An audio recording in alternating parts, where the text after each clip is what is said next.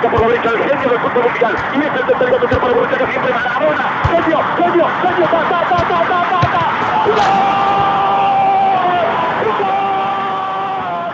All right, folks, welcome back to the 90 Minutes or More podcast where we break down the beautiful game, your favorite sport, your favorite players, team news, and everything, all the exciting things that have been going on. It's been an absolutely super exciting season. There's been so many developments, so many side stories.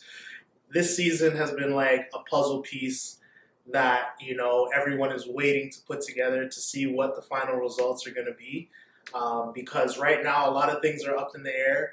A lot of things didn't go exactly how we expected in terms of Premier League, in terms of La Liga, Champions League, teams falling out, teams coming up, right? So we're here to break that down all in this episode.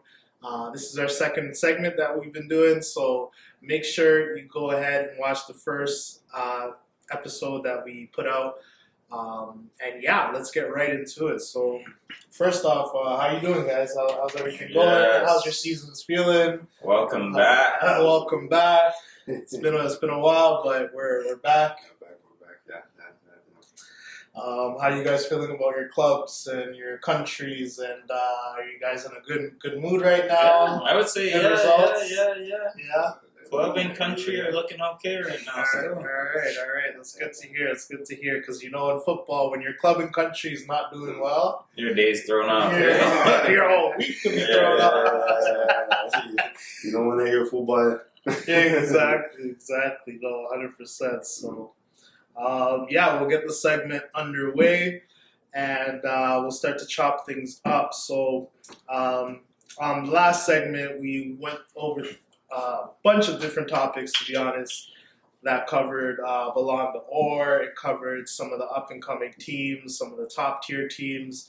It covered the new Champions League format that we were getting into at the time. We were just in the early season, in the early stages, so there was a lot to be uncovered, and now much of that has been unpacked, especially with the UEFA Champions League, of course, right? So now we are currently filming this April 13th. We are underway with the quarterfinals of the UEFA Champions League. Leg 1 has already been completed. We've seen some big matchups, some big games happen over the course of the last few weeks. So we're basically going to discuss some things and see any takeaways that we have from the Champions League. So upsets too. I'll hand it off to my left. Yeah, exactly. Are there any? What are the big takeaways We've seen? The performance Arsenal put on was something to talk about for sure. I mean, that was impressive the way they dealt with Real Madrid. That club has been going through their ups and downs. I feel like a lot of the players for their club and country have kind of been up and down for that team. Mm-hmm. Another big upset was obviously, well, not upset, I shouldn't say upset, but dominant performance was Barcelona versus Dortmund. Right. Do you feel like that was a bit of an easy matchup? I mean, as far as top form go, I feel like Barcelona is definitely top 3 clubs right now in terms of form. Yeah, I mean, definitely say that for sure. For sure. Do you feel though that Barcelona has been tested this season by an opponent that is like elite quality? Other than maybe Madrid. I mean, that's the only other team. I mean, Atletico kind of had their little spark early in the season, and that kind of, got washed under the bridge, as you could say. Right. But as far as quality, I mean, the only other teams that, other than Madrid, that carry that quality, I would say, would be Bayern. Arsenal right now is late. Inter Milan. Right. Just to name a few. But you guys faced Bayern in the group we stage. did, yes, and I don't remember how that actually went. But, I think you guys won. But I think, because I remember Bayern was kind of sitting, 13th or something like that. They kind of made it in through whatever they made it in through. But no, I feel like Barcelona's top form right now. I don't know. swing to my left. See any upsets or anything stand out to you during this Champions League run? Well, I should say the Arsenal Real Madrid was a Big eye opener. it was a interesting one because the thing is, Arsenal played good, but it was two good free kick.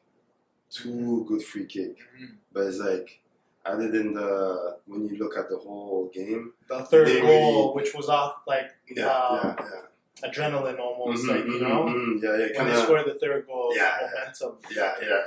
Because I feel like it should have been 1-0. Because how Arsenal played and stuff like that. I feel the same. But the free kick was you couldn't stop it. You couldn't stop the free kick. Yeah, it was a beautiful free kick, but it was a surprising win for Arsenal.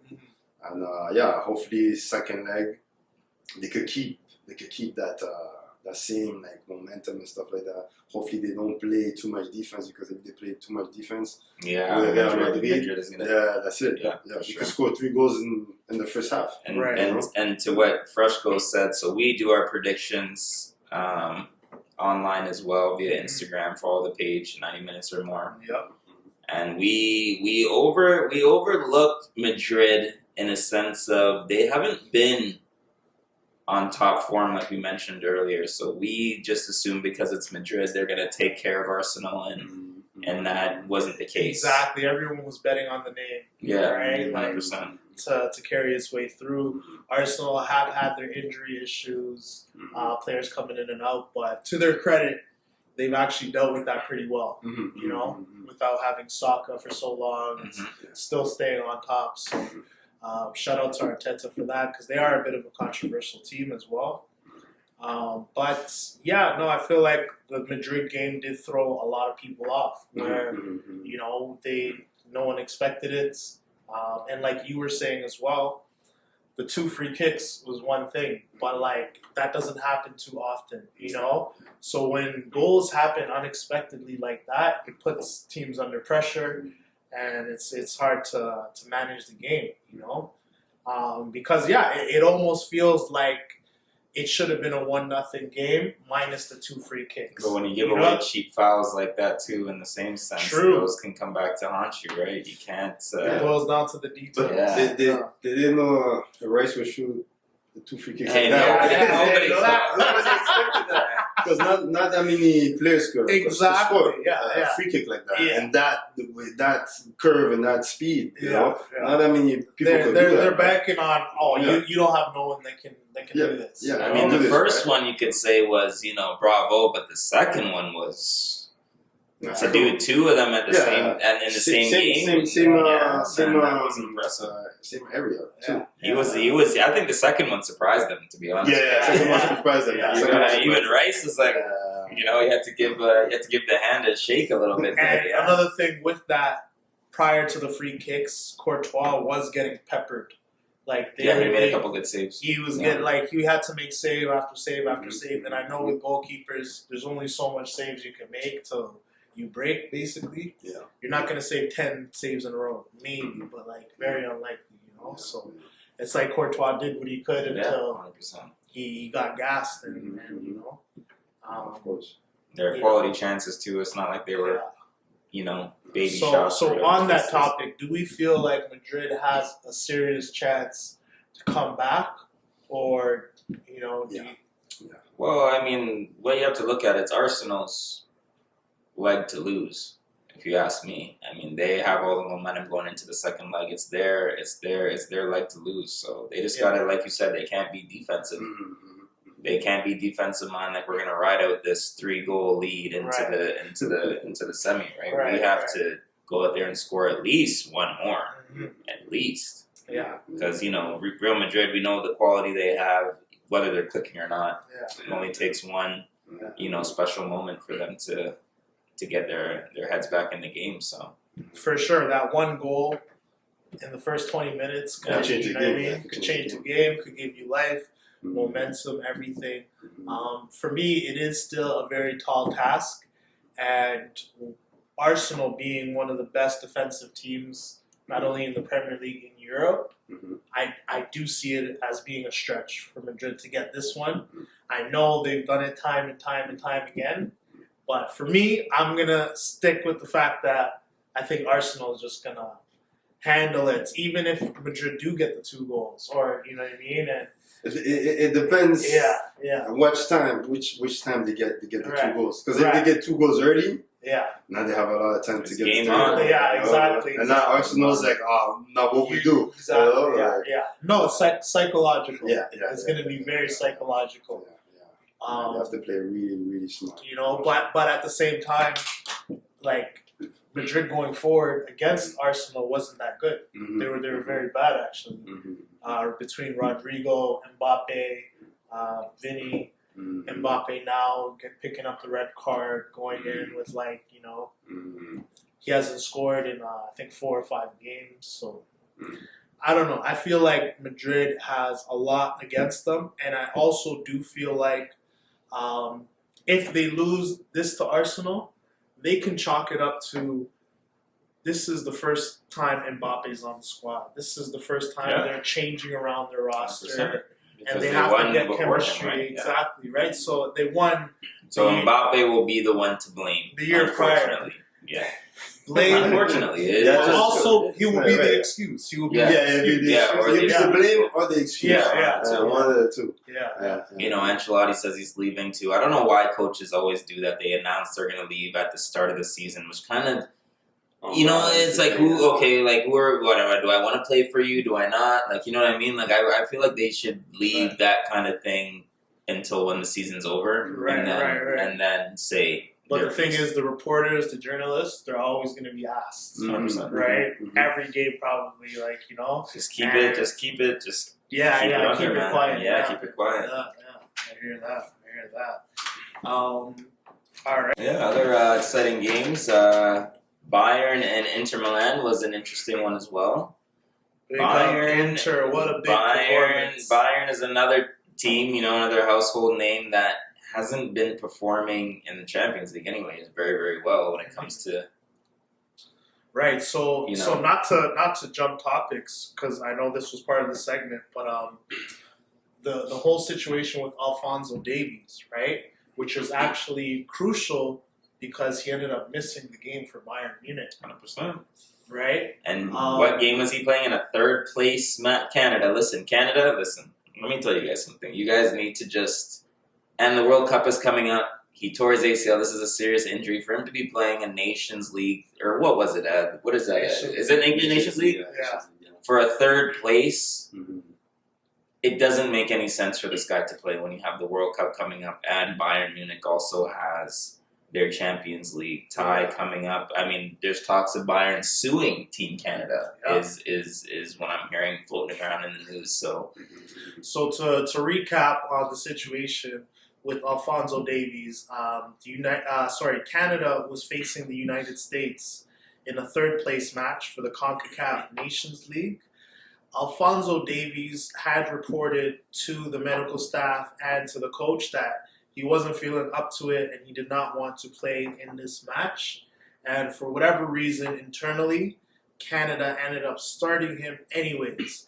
Unfortunately, in the first 20 minutes of Alphonso Davies playing, I believe, first 20 minutes, right? He ended up tearing his ACL, putting him out for the season for his club, putting him at risk for upcoming international tournaments as well. Pretty much putting this whole career's year in serious jeopardy, right? very much so.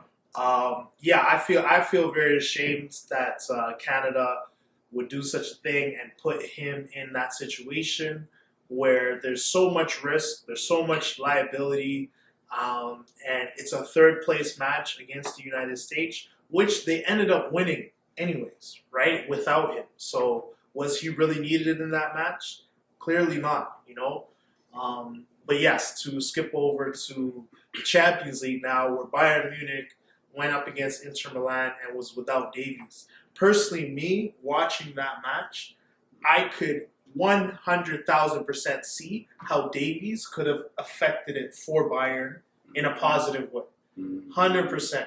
They were missing that element of someone that's going to make a run, Yeah, the speed, someone that's going to add the speed, the spark, maybe dribble a few guys. They were completely missing that, and very, very unfortunate situation. And Inter capitalized on it, and it's honestly sad to see because at one point Davies was the reason Team Canada was doing so well, and his career has bloomed into him being one of the star players on the field. Yeah. And in the world of football, he's known as one of the best left backs in the world, right? Yeah. So, very unfortunate situation on all ends. Hopefully he can bounce back. Hopefully Davies, can come back, speedy recovery. We wish that for you, ultimately ended up affecting the game. Mind you, does that mean Inter would have, not got a winning result with Davies there? We don't know. No. But Davies would have, big factor. Yeah, he's more or less the X factor for sure. For sure. So Bayern fell short. Inter capitalized. Yeah, and big shout outs to Inter for capitalizing on the way that they did, because Thomas Muller actually came on in the 85th minute when Inter was up 1-0, and he ended up tying the game. Right? And another thing to touch on Thomas Muller, we know he won't be returning next season, and he's still, you can just tell how much he loves Bayern Munich as a club, as an organization, that he's still willing to go out there in the 85th minute right. to try to spark his team into winning another Champions League. And I'm really interested to see where he's going to go. He's an older cat, but I do feel like he's still got some European football left. On the flip side, with the Inter game, just to cap it off, shout out to Davide Frattesi, who ended up scoring the winner in the 88th minute. Even though Bayern Munich scored in the 85th minute, Inter did not back down. They did not lie down. They did not accept that as a result, and they immediately put their foot on the gas, creating a crazy counterattack. Davide Frattesi ended up scoring the winner, and his grandmother actually ended up passing away. The day before his grandma passed away. So that was a big moment for him. If you've seen him, he took his shirt off.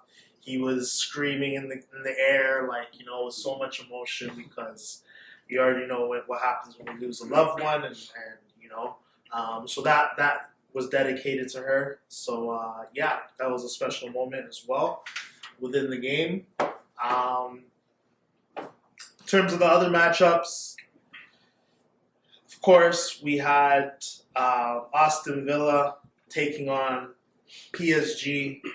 That's a tough task for them. Another tall task. And I said before the start of this matchup, I like Aston Villa.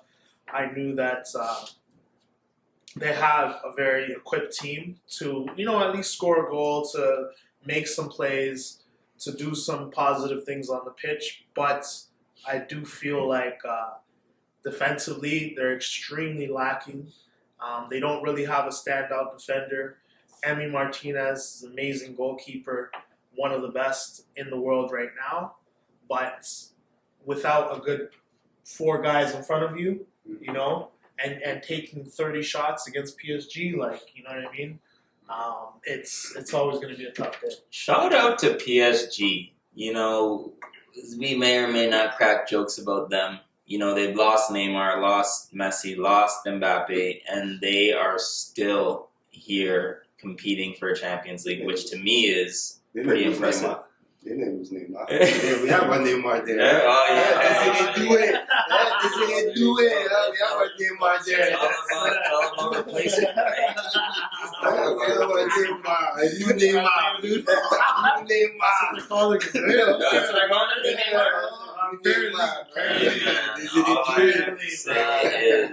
I know. It's been 3 weeks, all right?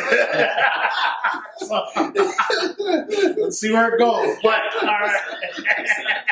No, you're right. That's the thing. You have to replace quality with quality, right? He even has a haircut too. He has a haircut You too. replace quality with quality, and I feel like PSG's done that, done pretty well in that aspect. For sure. And sometimes, a lot of the times, less is more, right? 100%. So, And that goes, and for me, that goes for PSG and Real Madrid. And I don't want to make Mbappe the focal point of but he leaves PSG, they're in the position they're in. He joins Real Madrid, they're in the position they're in. So it's kind of.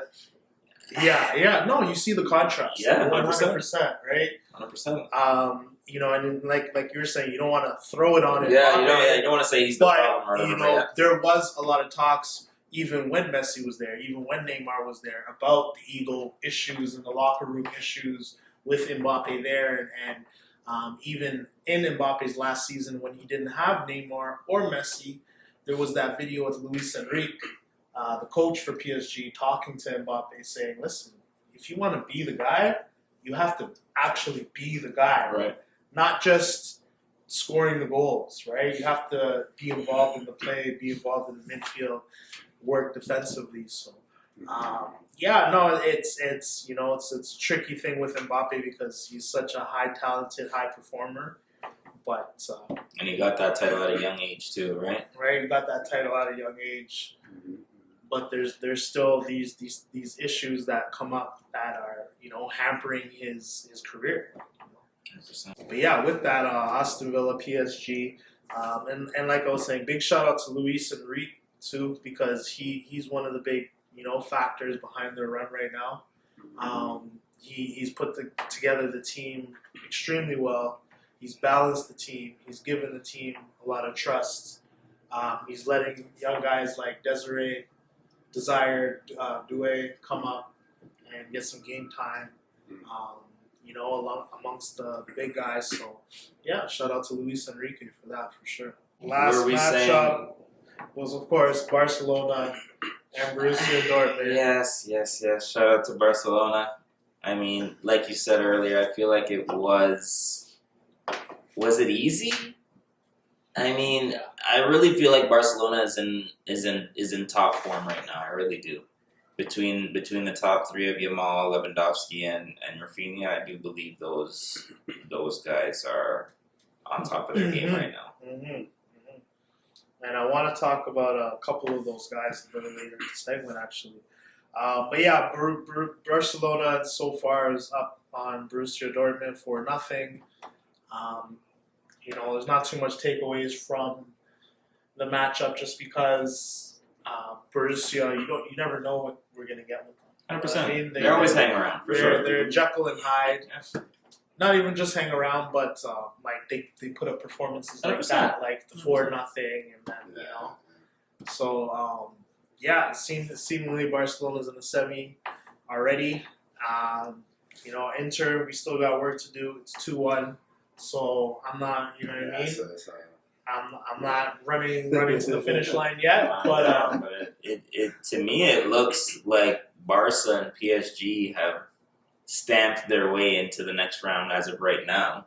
Unless there's a catastrophic, downfall for both clubs. I feel like. Well, we don't. Well, Barca, yeah. Barca, Dortmund has to be like a miracle. To score like the 4 goals. Like Barca have to completely mess up their game. 100%. For Dortmund to score 4 goals. I don't think there'll be even the motivation. They're just gonna play. To do all of that, you know what I mean? It's like they're gonna play. If it happens, it happens. If it doesn't, realistically, Barcelona's probably gonna score another 4. Or maybe a 2 or something. Yeah, another 2 or 3, and then aggregates like 6-1 or something. And I believe PSG isn't gonna malfunction against Aston Villa as much as we like Aston Villa.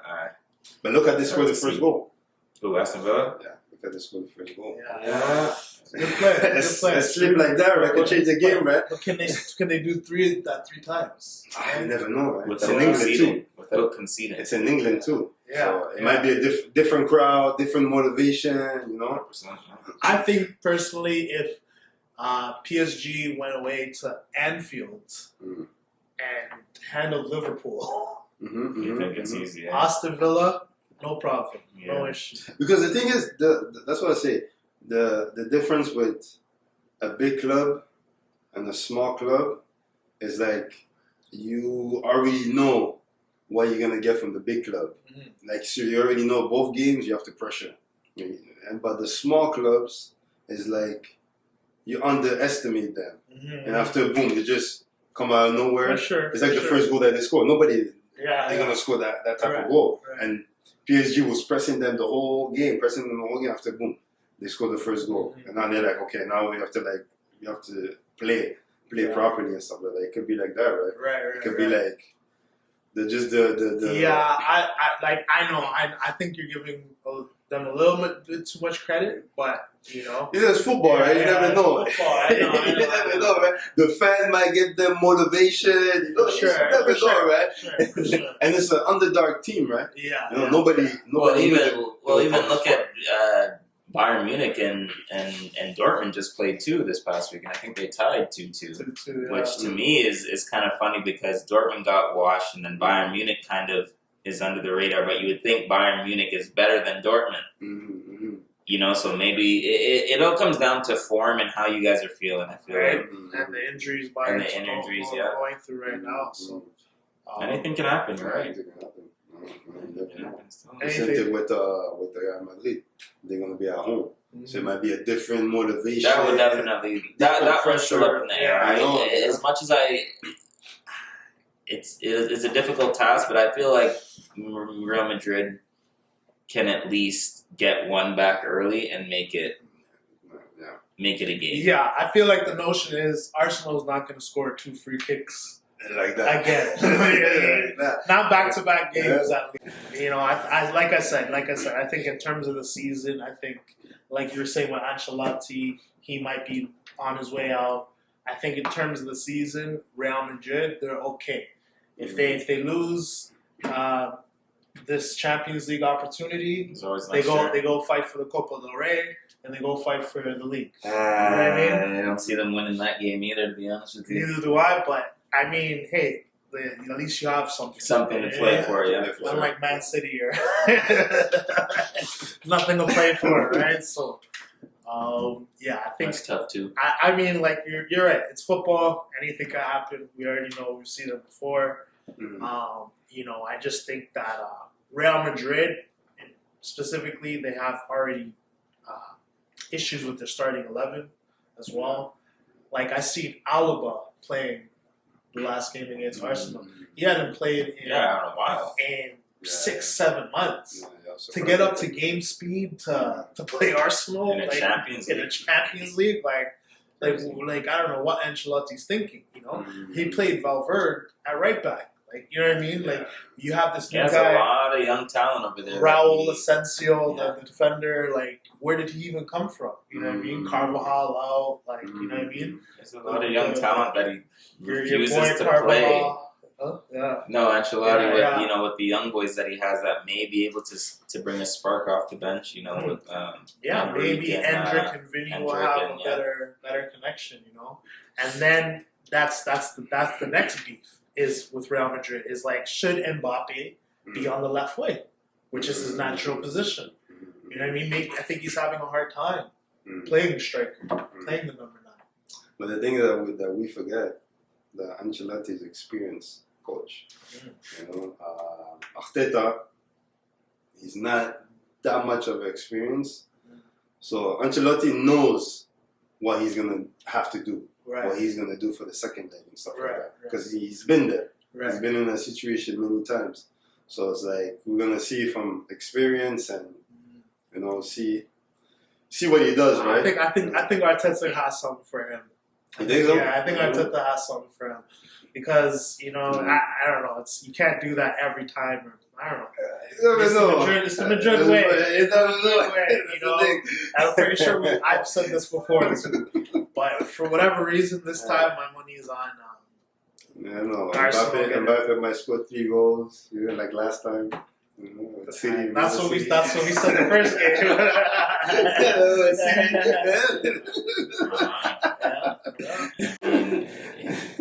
That's just it. Man, I could have defenders on skates at any moment. We know this. So I think that all comes down to Madrid has to be composed. They can't get sloppy, give away cheeky fouls. Like today, we seen Mbappe do something that was uncharacteristic. Like, what kind of a tackle was that? And that's what I'm talking about. I don't think Ancelotti has the discipline on this team, right? We've seen in the game against Arsenal, Mbappe, he doesn't want to run back for whatever reason. He says, "Running back, that's not my job. Modric, you go do that." Like Valverde, you go do that. Well, it's right? kind of fair because you want to keep him like. Yeah. You don't want to tire him out, and after when. But sometimes you need to. Every striker does it. You know what I mean? I seen Harry Kane defending the other day. You know what I mean? So it's like every number 9 has that quality that at some point they're gonna help the defense just to tighten things up because they know that's what opens the space up. So he's not using his IQ like, okay, you know what? If I drop back, maybe this defender won't pay attention to me as much, and then you can execute some things. Yeah, I think that's a huge thing to make sure that. So the discipline. I was saying the discipline on Madrid. It doesn't seem like it's there with this team with Ancelotti. You know? There's a lot of new additions. There's a lot of things going on. The details, like you were saying, with the fouls and how they gave up the free kicks, the red card, the lack of discipline defensively from the offensive players. I feel like it's a lot to package your whole season up in one game and be like, score 4 goals. Well, their lineup was kind of strange too, though. That's what I'm trying to say. It was a 4-4-2. Yeah. I don't know why they would be playing a 4-4-2 as opposed to their 4-3-3 that they normally would play, right? With Rodrigo, Mbappe, and Vinny. They put Rodrigo in the midfield. They put Rodrigo in the midfield, which to me is kind of strange. That's what I'm saying. They put Valverde on the right back. But Valverde should be there, and he should be up. Right, I mean? right, 100%. So they're missing someone, And now no Camavinga. No Camavinga. Alright, so this is. I would have played like a 4-1-3-3 or something like that, or something like I don't know. Their formation to me was kind of off. But hey, like you say, Ancelotti's been here before, so he must know what he's doing. That's why he's very. And we shall see. We shall see this week what happens. So, yeah, that's pretty much the Champions League wrap up. Before we end the Champions League segment, I wanted to ask, how do you guys feel about the new format and how it's played out? Was this season more exciting with more teams, more games, with no more home and away? It was just one game wherever you are. How do you guys feel for about the group stage? Yeah, how do you guys feel about the new format and how it's taken us the extra playoff, right? The extra playoff round. Right. How do you guys feel about this format compared to the original? Like I like it, but I don't like it at the same time. Because the thing is, the teams that's unable to face a certain team, they get to face them. But it kind of throws it off, of like the group stage that the style that we used to and stuff like that. But it's also good because teams that haven't faced, they could face, and it gives like a certain team a chance when it goes to like the playoff kind of side and stuff like that. So it's a good and bad. Yeah, for me. Right. Where I found was really weird. I mean, I did like you were saying, the ability to face different teams, different opponents, more spread out. That was really cool. I didn't like the seeding for the playoffs, right? I don't know how Man City and Real Madrid ended up facing each other. Like, the seeding was like one after the other. It wasn't like one versus the last team or whatever, That we're accustomed to in every sport. Really. Exactly. Yeah. So the seeding was very different. I do have some criticism for that. I don't understand how you aren't getting rewarded as much for even coming in the top 8. You know what I mean? There's basically no reward for it. the only reward is you play one less series, I guess, if you make the playoff round. There's so much teams in the playoff rounds and they're still not seeded correctly. Everything is like, one after the other. Like you finish 9, you face 10. You finish 11, you face 12.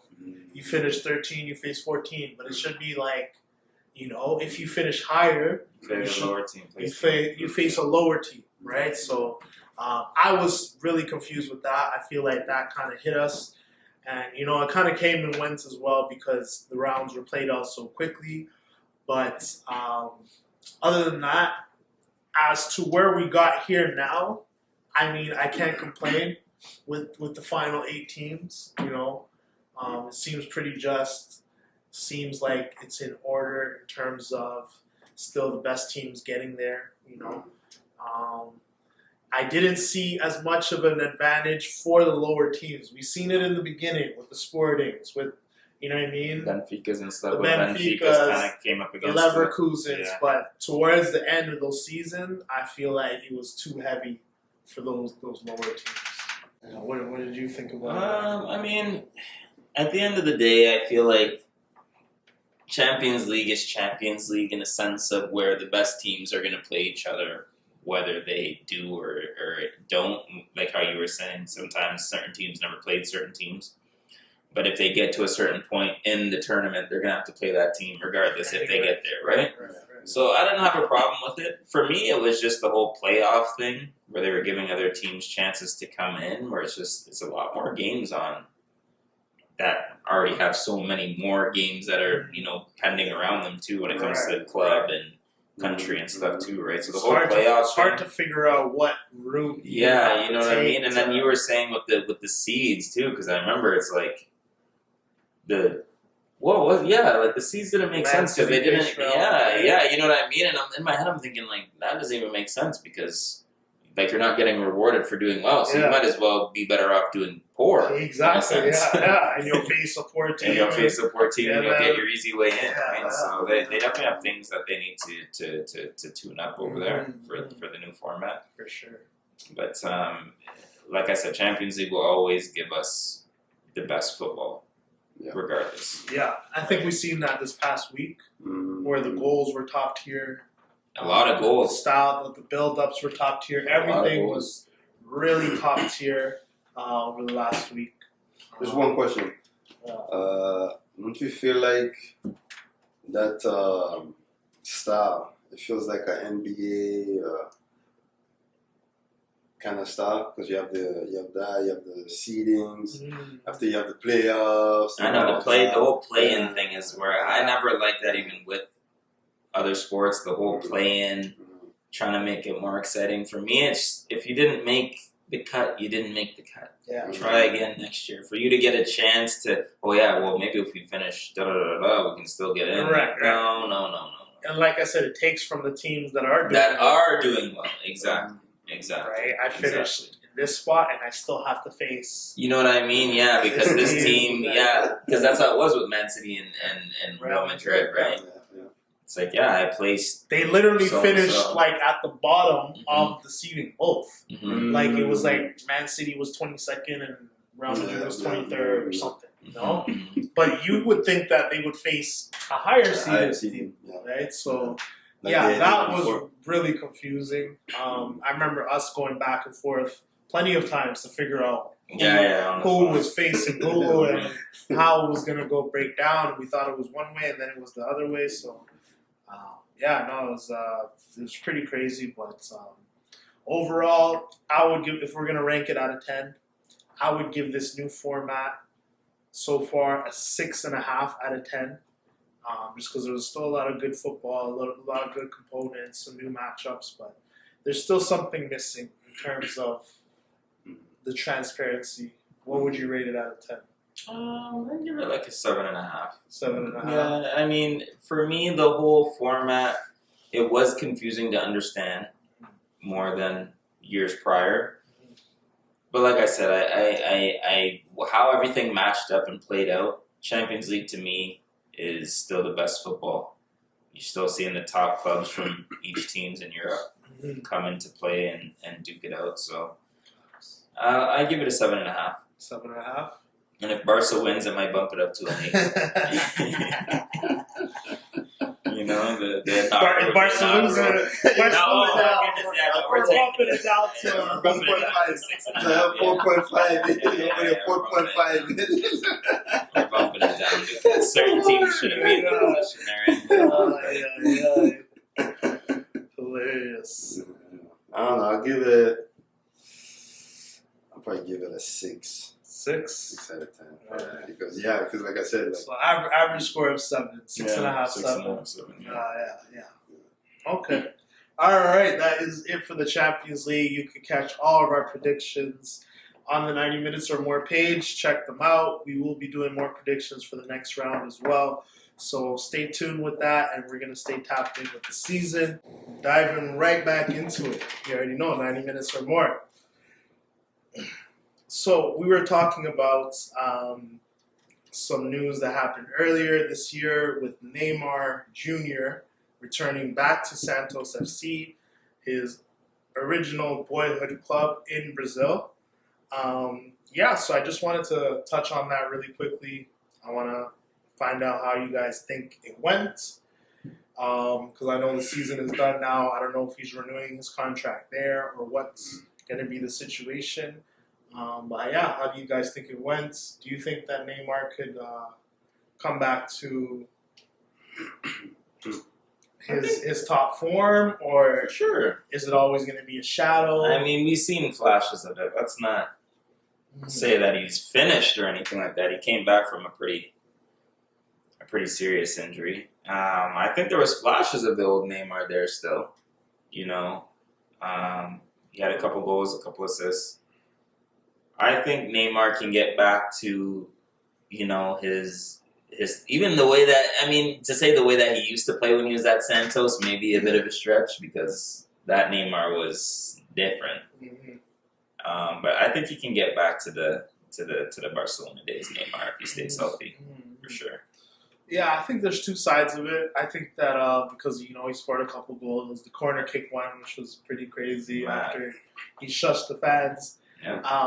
But he also picked up a couple injuries during this short little period, right? So it's clear that that's something that hasn't left completely, is full fitness. Yeah. And in football, you do need full fitness, right, in order to play, in order to perform. So that's something that definitely worries me.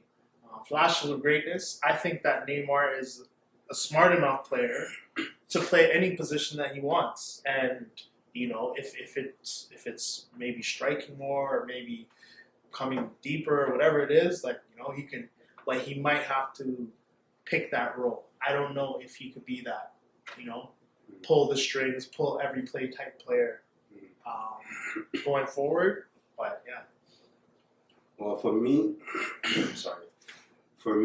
I feel like Neymar, his days, it's done.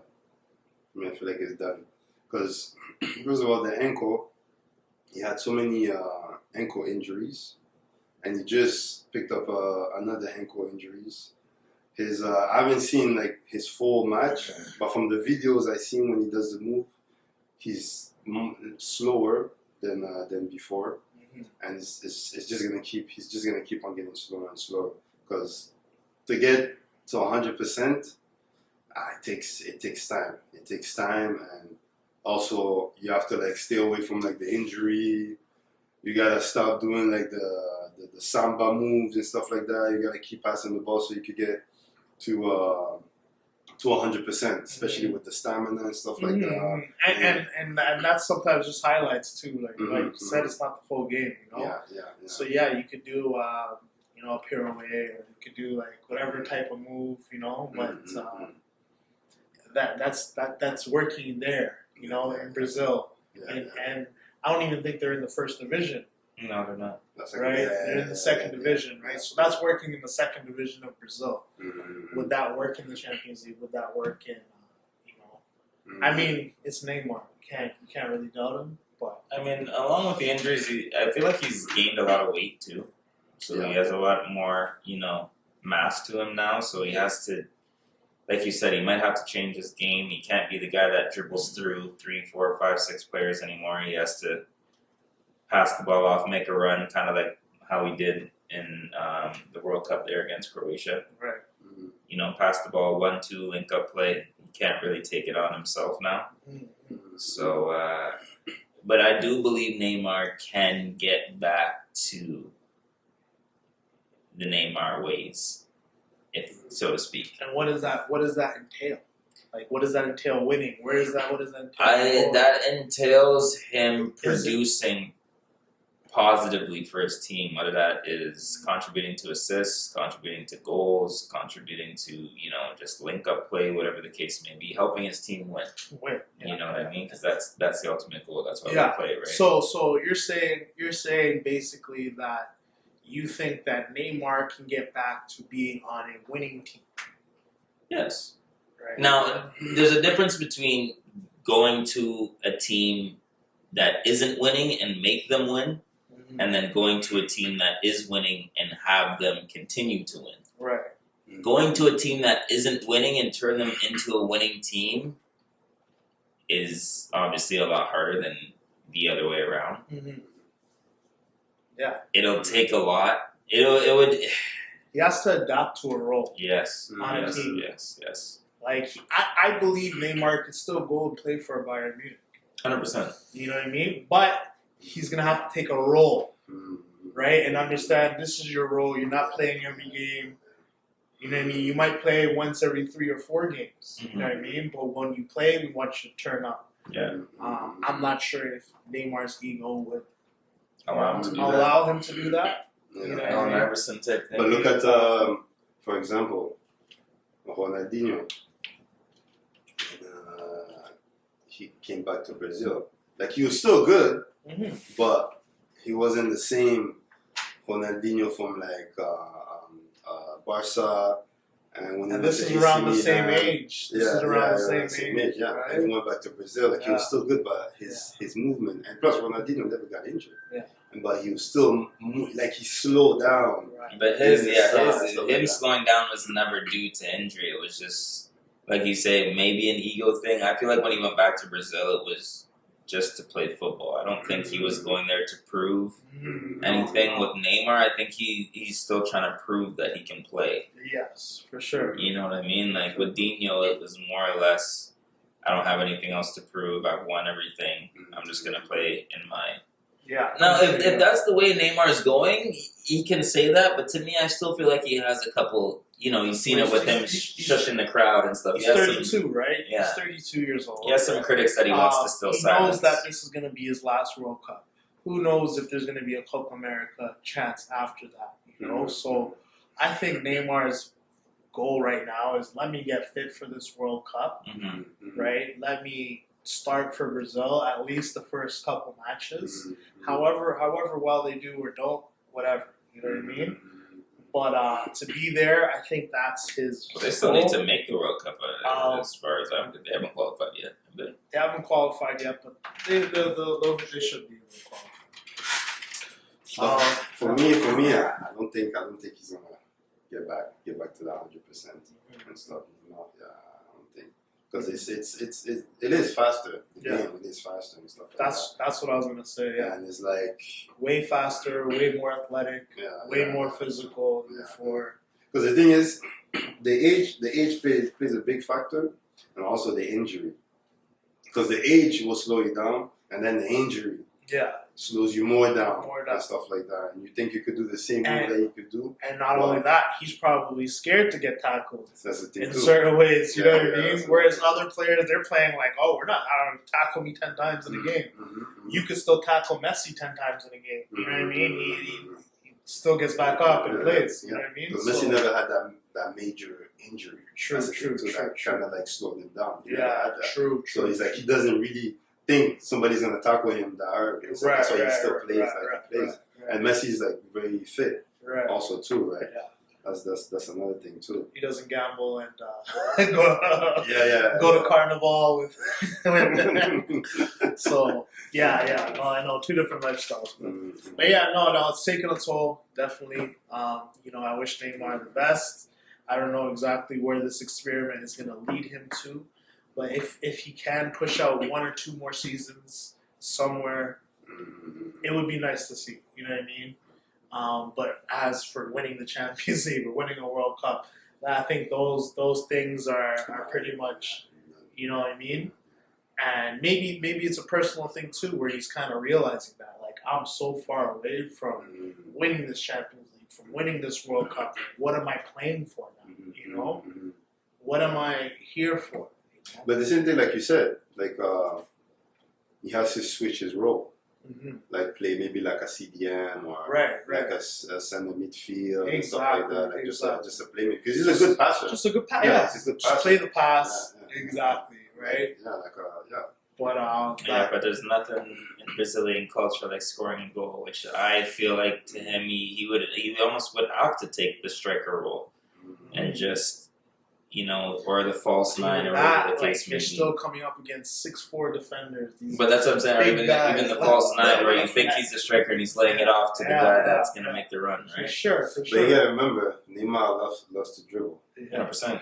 And he like, I think in Ligue 1 he got the most tackle, like that people tackled him like the most and stuff like that. Or in the game he gets tackled like Because he leaves it out there making you think you're gonna get it, and then he drags it back or whatever. But that's the thing. Right? That's the thing, right? So he has to play the passing role. Because yes, we love to see Neymar, but it's like, do we want to see him get injured again? That's it. You know? Be a system player. That's Neymar's option. If you want to have a career, be a system player, and forget about those glory days. The ego. Beating a player is the best feeling. Nutmegging a player and you look back, the no-look passes these guys do after they do shit like that. It's tough to let go, man. It's tough to let go. So I know he's feeling. We're not in that era of football no more, where there's not a lot of players like that, and partly because I genuinely think defenders really take that to offense. The dribbling and all that, they take it to offense, so they're gonna foul you, tackle you, right, right away. So, anyways, that's it for the Neymar segment. Let's move on. And so, wait, who do we think the best player? You want to go into that? Yeah, I think we should. Who do we think is? In terms right Ballon now, Ballon d'Or candidate right now as we speak. Top 3. I will go first because I already know who I think the player of the year this season is.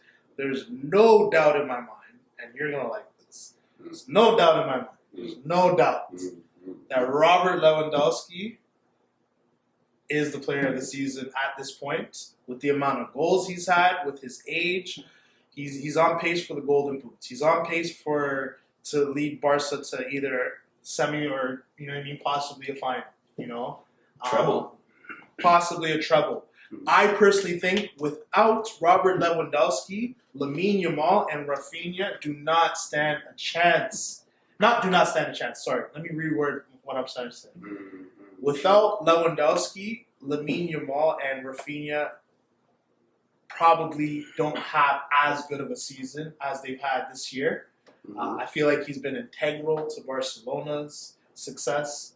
I think that obviously he didn't win the Ballon d'Or the couple years prior, where he was supposed to win it because of the pandemic or whatever. For his resurgence, personally, if you could tell me there's a player playing better than Lewandowski, I would like to hear that. But Lewandowski is my pick. I know it's probably not something that's been on exactly people's minds, but I think when they go do that voting for the Ballon d'Or, they're going to look at his season, and if he manages to win the Golden Boots, it's going to make them think twice. So what's the Golden Boot race sitting at as of right now? He's number 1. Who's 2? Rafinha, no? For which league? For the entire Golden football Boots world for the season. For the season? Yeah. The season. I think Lewandowski might have, maybe Gyökeres might be there. Kane, maybe? Kane probably there as well. But out of those three, I'm taking Lewandowski for sure, right? For the Golden Boot. No, Or you're talking about on out of those three players, like who's played the best and affecting and impacting their team the most. Who's the MVP out of those three guys is Lewandowski. You think so, eh? I think so. He scored every type of goal this year. He's been Mr. Consistent. Yes, for sure. He's gonna have the Golden Boot for La Liga for sure. Yeah, for sure. Right? Yeah. I like Lewandowski. I like that pick. I'm taking Rafinha only because he is still a part of Barcelona's success. I mean, he scored a lot of goals. Him and Lewandowski both have 10 plus Champions League goals, which is pretty impressive. Obviously, Yamal you want to give it to as well. Honestly, it's those top three for me as the best in the world right now is Yamal, Lewandowski, and Rafinha. So right now, what are we doing? Golden Boot. I was just saying the best player right now. The best player right now in Europe. So Gyökeres is actually in the lead For Europe. For top five leagues in Europe. Gyökeres has 31. Salah's second with 27, and Lewandowski's third with 25. So the Golden Boot is only for the top 5 leagues? Mhm. I don't like that. But if you say best currently, me, I will go for Salah. What are we doing here? Salah? Salah? I will go for Salah. Salah's having a season still. The best. If you do second, I'll do Dembele. What is it for Salah for you? Huh?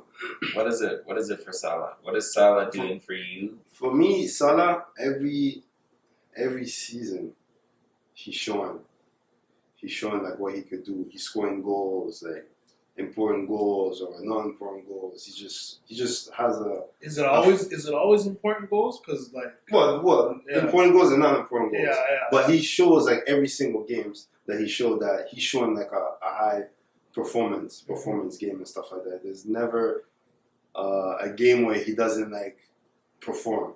So did he perform for you against Yeah, that's what I was going to say. Against PSG, that was the big thing, right? He performed, but did he? He performed, but according to everyone, like Nuno Mendes won that battle, that series. How many times Nuno Mendes performed? But he did it when it mattered, though. Because we're saying like Salah could score 40 goals in a Premier League season, but if he's not winning anything, they win the Premier League. Okay. Take it from this perspective. So last year the whole thing was Vinny Jr.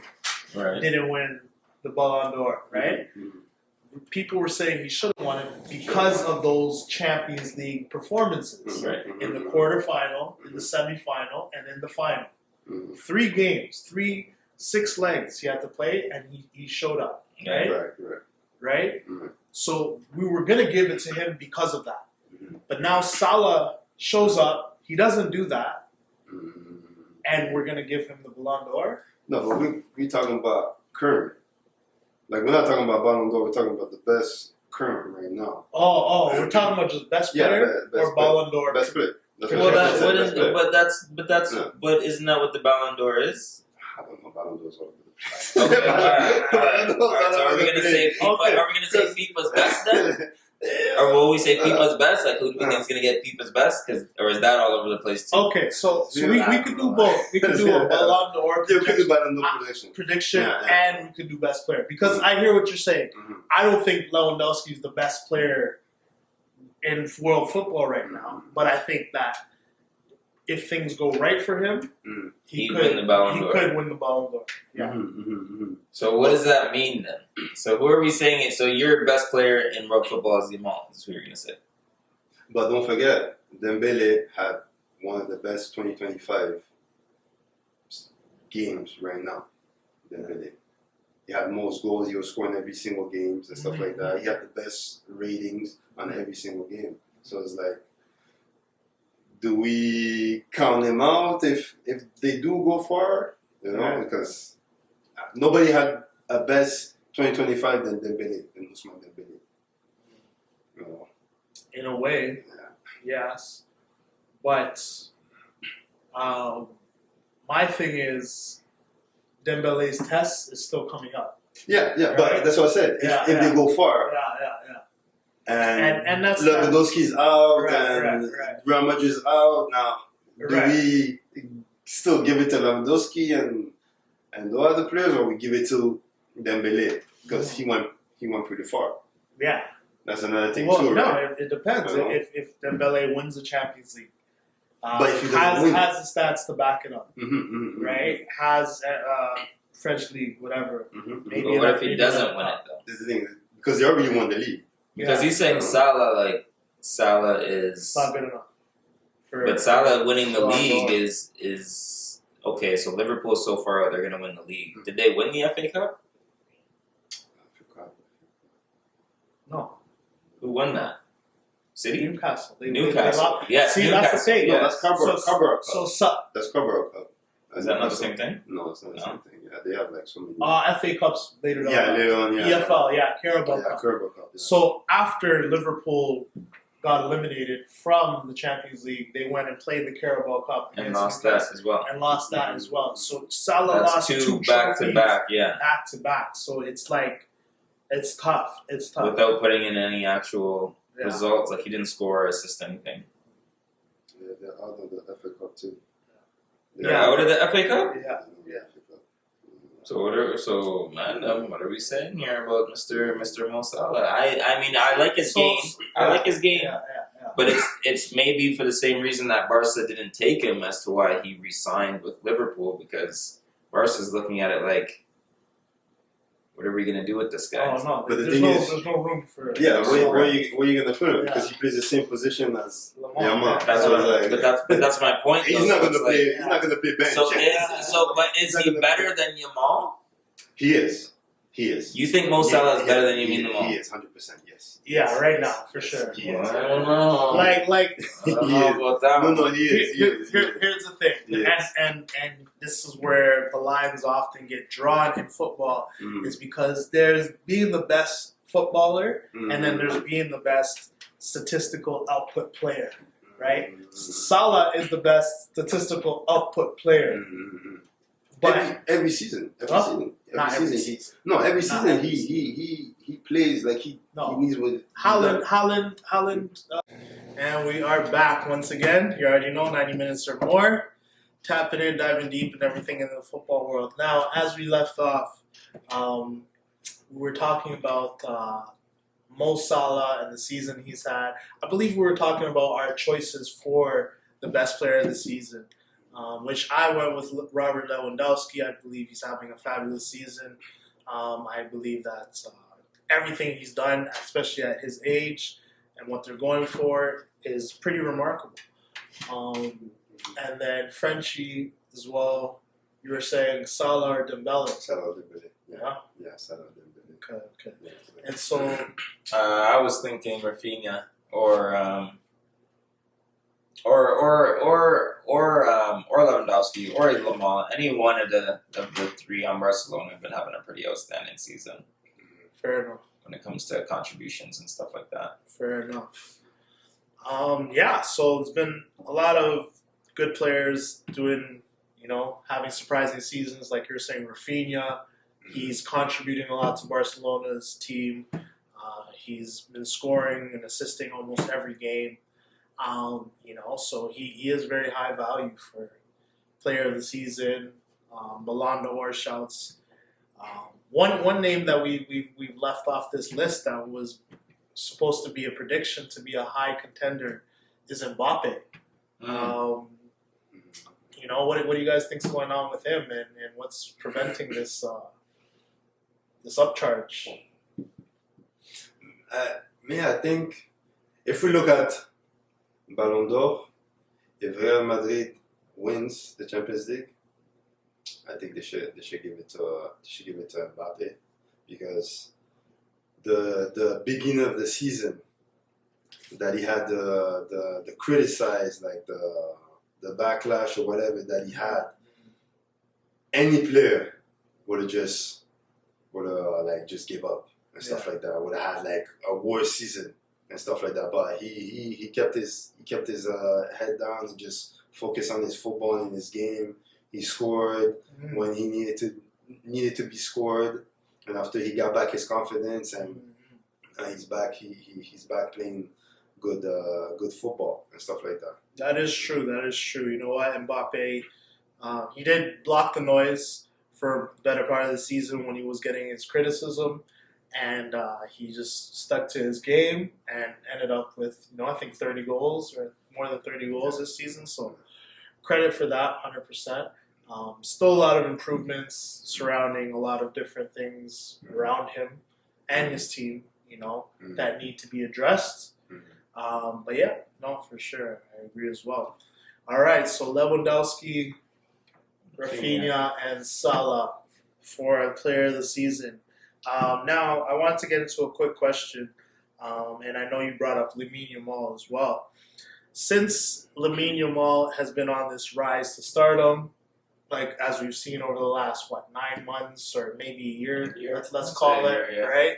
Winning the Euro Cup, making the first team in Barcelona, becoming one of the most integral parts of the team, of one of the hottest teams on the planet, being only 17 years old. Technically, we haven't seen this since the likes of Pele and Maradona, right? Where it was a 16, 17-year-old phenom entering into the world of football and saying, hey, doesn't matter how old you guys are, I'm ready to play. So yeah, I want to know, how high do you think his ceiling is? How real is the Lamine Yamal effect? And where does he go from here? I think the possibilities are endless, to be honest. He's already won a couple of trophies. It seems like whenever he's in a final, it's no doubt that his side is going to pull through, whether that be for club or country. There's always talks about players who need to be humbled and stuff like that. Like, for example, Holland got his little taste of it, if you want to say that, right? But for Yamal, it feels like he's just playing his own game. He's not trying to get it into opponents' heads. He doesn't have that kind of, Nat type feeling where it's like, he doesn't take things personal. He doesn't trash talk from the looks of it. He just goes out there and just shows you with his skills. So I don't know if he'll have a humbling moment. Approach. Yeah, I don't know if he'll have a humbling moment, because I feel like he'll take that with a grain of salt. A lesson, yeah. He'll take it like a lesson. You know what I mean? So I feel like the possibilities are endless. If he stays healthy, I could see him maybe not statistically being the greatest in terms of goals and assists and stuff like that, but maybe when it comes to like trophies and stuff like that, I could definitely see him being at the top of the list for sure. Fair enough. Especially being so young. By the time the World Cup comes around in 2030, he'll be 24 or something like that. Yeah. You know what I mean? So yeah, no, a lot of years ahead of him. I do think he has a very high ceiling. Longer than that, actually. To collect trophies and be player of the season maybe a few times, maybe a couple Ballon d'Ors 100% in his path. So yeah, it's very surprising, very shocking to have such a talent like this. That's touted as top 10 pretty much, top 5 maybe. To be 16 and have won a Euro, he's on pace to win maybe 4 or 5. Who knows, right? Could be, if he plays until he's 35 plus, we could be looking at the next stage in football as in terms of Messi or Ronaldo or whoever you want to mention. Right, exactly. With the all-time greats, right? Whether he'll get up there, and there's a lot of time to tell for that, of course. But the thing is, I see Yamal as an important player for the team. Goal scoring wise, I don't see him scoring a lot of goals and stuff like that. Like, he might score important games and stuff like that, or might not. but I see him like as the important player on the team that makes like the difference, or he might not get assist, or he might get assist, but he might be the guy that builds the play to make it go to like a goal and stuff like that. Right. I see him as that and stuff. He's hybrid in that way, where he's in between, where he can score, but he can also just be a part, you know? So that's good, because he doesn't have to force his game. You know what I mean? If he doesn't score, it's fine. He's still going to affect the game, you know? So that's definitely a big plus with him. Yeah. All right. So yeah, a couple last topics we'll get into. I want to talk about impact players who don't always get the spotlight, right? So we're talking about the Lamals, we're talking about the Lewandowskis, the Dembélés, right? You know, I guess, you know, you could even save someone from your team, and I could save someone from my team, and you could save someone from yours. But who's an impact player who's not necessarily in the spotlight that you think has performed well this season, or, you know, should be in this circle of top players? I was going to say I have a couple players here on each of our respective teams that you might not be thinking about. You know, it could be Desiree Doué. It's like, who is that one impact player? I'll go first. For me, I'm going to choose someone from Inter Milan, my team. I'd like to choose two, actually. I'm gonna go with two. So, first one I'm going to talk about is Nicolo Barella, one of the most artful midfielders in the world of football. Often does not get talked about enough.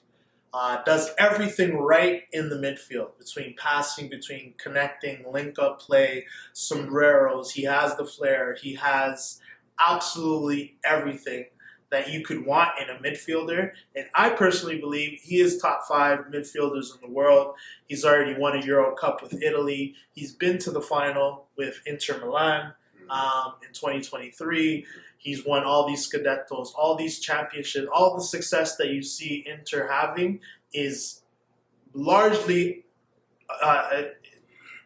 because of Barella, you know, because Inter had that solid man in the midfield that, you know, a lot of the shine goes to Lautaro, a lot of the shine goes to Thuram, right? A lot of the shine goes to Dumfries or whoever else. But Barella, he's been integral. And I want to talk about one more player too. That is Bastoni. So Bastoni is one of the defenders for Inter.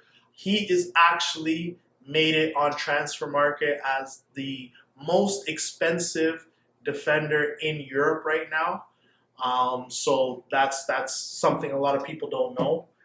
His effect, his impact that he's having on this Inter Milan squad being very solid. He actually provides a lot of assists. He's able to run up. He's able to interchange positions.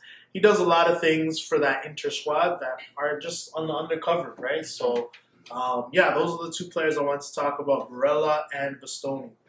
I'll let you guys dive into the impact players. Well, mine is Pedri. I mean, Pedri, he's overlooked a lot of the time when it comes to, I feel like, midfielders in world football today, but he really orchestrates and keeps our team. I've heard Pedri for Ballon d'Or. Like, yeah, in the comment section. Yeah, it's in the like, comment it's section like, for sure, 100%. Like, yeah. you know, like a lot of people are talking him up, like, you know. 100%. I mean, it maybe it takes a couple of seasons for people to realize what you do for your team. But I feel like he does a good job orchestrating and keeping the ball and up play and making the right passes to who he needs to pass to. Yeah, I think Zaire Emery, like he's a very good player. He makes the difference a lot But do you think that Zaire Emery has had a better season than Desire Doué? Who do you think's been PSG's impact player? Because from the way I look at it, like Doué has been that guy. Yeah, Doué, because Doué is fairly new, so it's like he is good. He is good, but he's fairly new. He's a new player from PSG, but for this season, who do you think has done better? Due. Due has Has more of an changed. Yeah, impact. has more of an impact. Right, he scored a banger the other day against. You know, Zaire Emery. I see him. He still needs a lot of development, though. He needs a lot of time. He's still young, right? So, but he is a good player. Yeah, like, he is hard. He's a good player. But we're talking about like impact. Who's made that impact that has, you know, given your team? Well, I say Due. Yeah. But I also put Zaire Emery in there too, because he little things, like the little things that there, like he presses. Even in the last game, the Aston Villa one, he was pressing, he was pushing the ball forward and stuff like that, right? Like he is a good player, but yeah, Due, like he's had more impact this season. This season. Yeah, this season. Yeah. Well, this year. Yeah, this year. Yeah. No, for sure. Both very good players, you know. Very young players. I'm actually wondering how Due is gonna line up in the French team now. You know what I mean? Because I know Deschamps gonna bring him, and if he's gonna, you know, get some a role, you know, there. So it's. I think he plays this. No. He plays. He played both. He played both sides, right? Both left, midfield, left and right. Yeah. He could play winger or mid. I think. Yeah. So. All right. So. I guess to wrap up, of course, as you've seen on our 90 Minutes or More page, we were at the Scarborough United FC activation, which was the opening for their season. So make sure to tap in with Scarborough United FC. That is our local club where we are here in Scarborough, Ontario, Canada. So big things happening for them. We were at the activation, catching all the scenes with Scarborough Spots as well.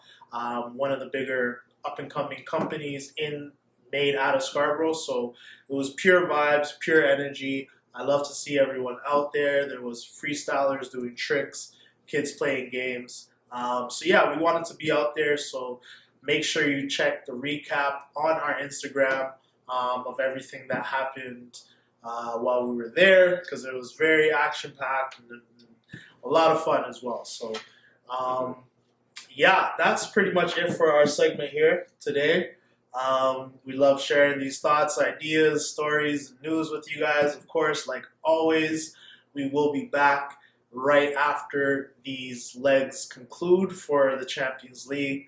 I was very excited as that's happening this week. So by the next episode, we'll probably know who the Final Four is going to be. And then, of course, making our predictions from then. So without further ado, once again, thank you guys for staying with us. 90 minutes or more. You already know, Big Fresco, Diego Mourinho, Xucci, Frenchy. Stay tuned for the next episode. We out.